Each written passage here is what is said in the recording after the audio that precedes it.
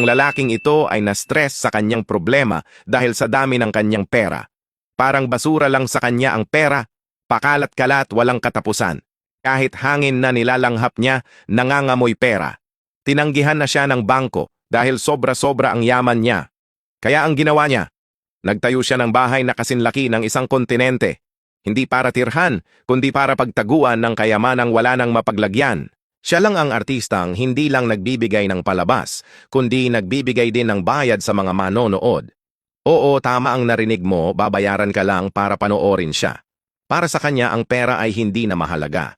Pumili siya ng buong stadium, hindi para sa concert, kundi para gawing garahe ng mga kotse niya. Ganoon siya kayaman. Sa sobrang dami ng pera niya, hindi na niya alam ang gagawin dito. Kaya nagdesisyon siyang gumawa ng isang dambuhalang tahanan, isang dambuhalang santuwaryo para sa bawat sentimo, bawat dolyar. At ang nakakabaliw pa, yan ay isa lang sa napakarami niyang luho.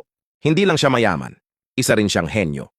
Bawat palabas niya ay isang obra maestra. Hindi lang tungkol sa kita o benta, kundi karanasan. Gusto niyang damhin mo, maranasan mo, at bayaran ka pa para doon. At tandaan mo ito, ang pera mismo yumuyuko sa kanya. Tinatawag siyang boss, chief, hari. Sa mundo niya, ang pera ay hindi hari kundi alipin. Ganon siya kayaman.